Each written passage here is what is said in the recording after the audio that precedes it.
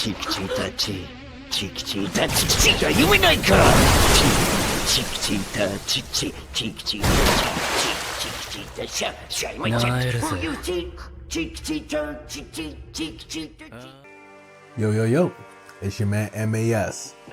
More Dandadan content, all right? You already seen the title? Which one is better? Or why Dandadan is better than Solo Leveling, all right? Where this topic is coming from, if you live under a rock, hopefully you don't, like the gaming awards just happened. Everybody is up in arms. How the fuck did Astro Boy win? Astrobot, not Astrobot, not Astro Boy. How the fuck did Astrobot win? But you know, if you're in the culture, you're into this kind of things. Like, yo, like what are people playing? What are people into? So just like the gaming awards, there is the anime awards. I won't say like the Crunchyroll awards. I feel like Crunchyroll is pretty much the most dominant thing in anime in terms of like a platform.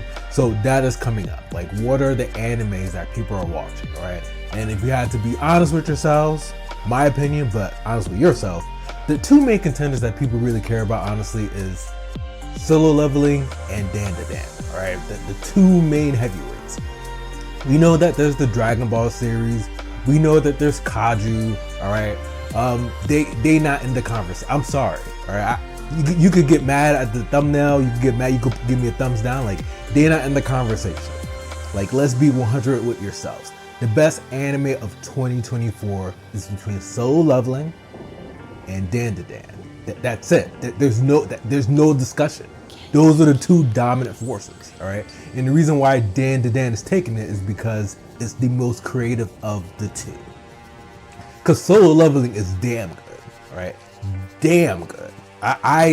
Solo Leveling to me was like until Dandadan came on the scene, Solo Leveling was the best anime of 2024. This isn't to say it's the best anime of all time, all right? So let's not get things misconstrued, all right? Solo Leveling is the best anime of 2024, all right? Because it started, I think, season 1 came out in January of this year, so best anime there, right? Until more things dropped, right? And then Dandadan came along, and I was not a believer, all right? I saw episode 1, and maybe that would be like an indictment on Dandadan. I saw episode 1, and it just felt like I was on acid. I'm like, this is just too much, too fast. Feels like Fooly Cooly, but on drugs. Like, I'm like, nah, it's too much. But I will admit, you know, shout out to people who've recommended, like, yo, just keep watching. It gets better.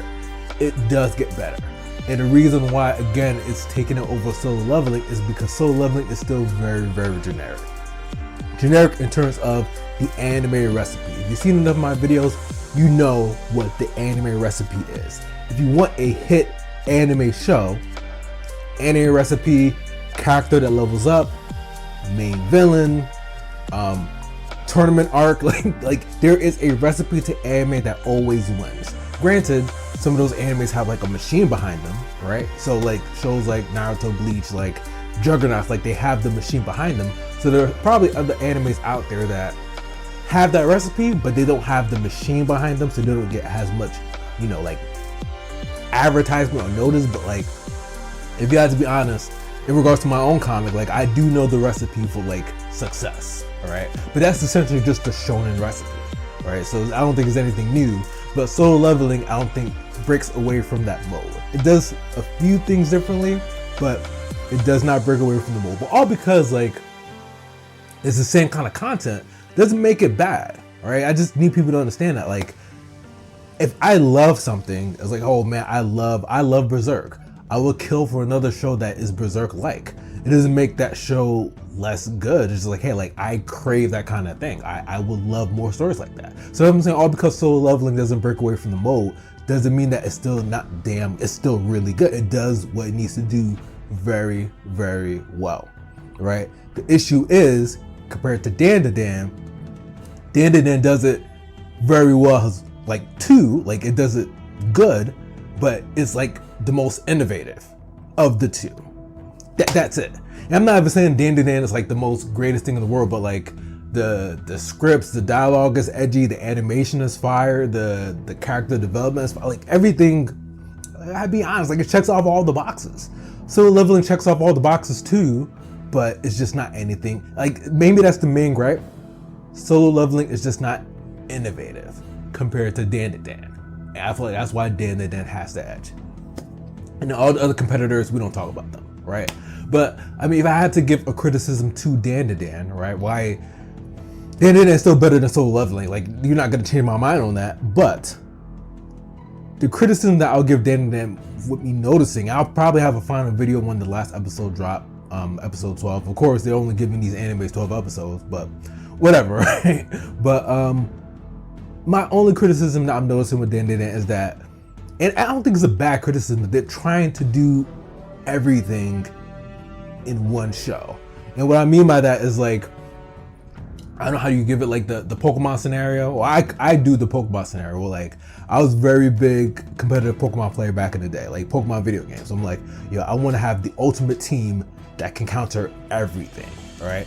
And as you continue playing Pokemon, just like as you continue playing like Yu-Gi-Oh, there is no ultimate deck. There is always something that counters the other, right? You can't have the ultimate team where like my team counters every single team out there. My Dragonite counters everything, my Charizard counters everything. Like I had that vision until I learned like, oh no, like there's always going to be new Pokemon coming out that counters the other, right? So that's the thing with Dandadan, right? I feel like they tried to do a whole bunch of genres in the show. And what I mean by that is like the last episode that came out, I think episode 11, they really touched a bit more on romance. And I knew it was there, kind of subtle, like with certain other shonen, but like, I'm like, all right, well, I'm not really watching Dandadan for the romance. I don't think that's the most dominant thing, but I feel like episode 11 leaned heavily on the romance, on the jealousy between, you know, her childhood friend coming through, and you know, Okarin's like, you know, like wow, like he feels kind of like obsolete, right?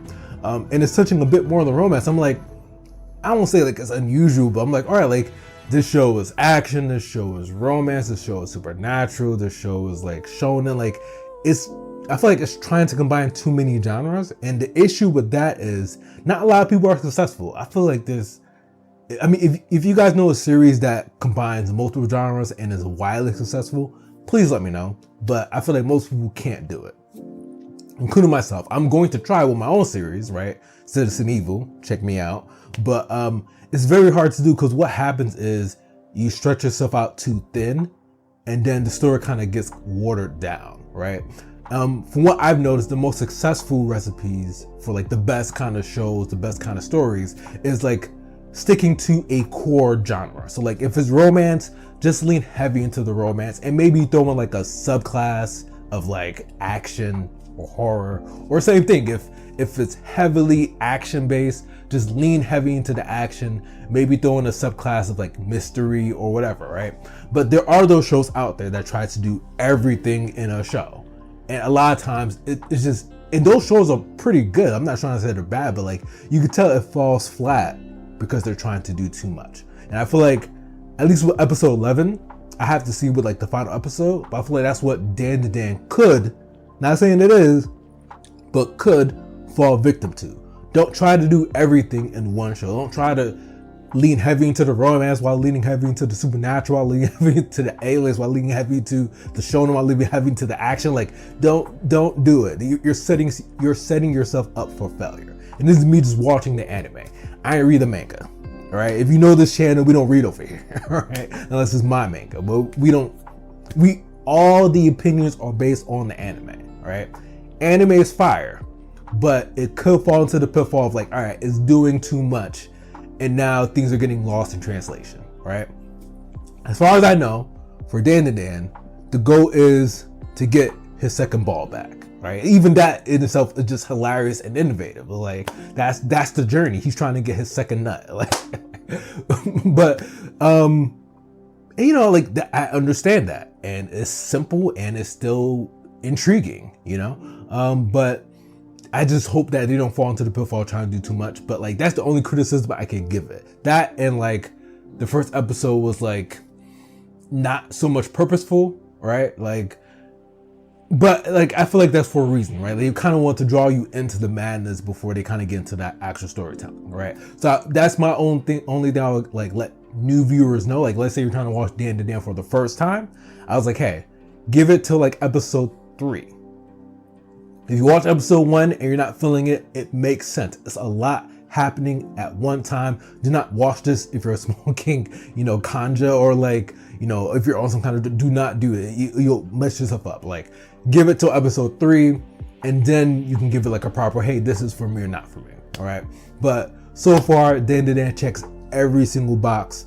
Solo Leveling checks a majority of boxes. I don't want to say majority of boxes. Solo Leveling checks all the boxes. It's just nothing new.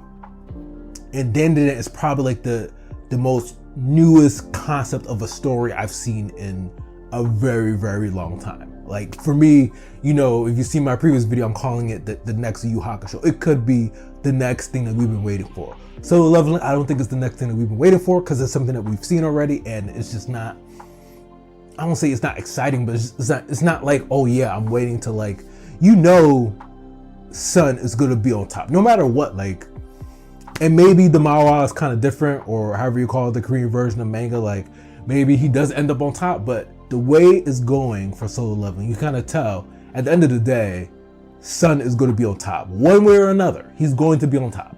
There's no mystery to that. But Dandadan, we don't even know what the purpose is. I don't think the purpose is the main character to be on top. I think he's just trying to, I guess, be a human again.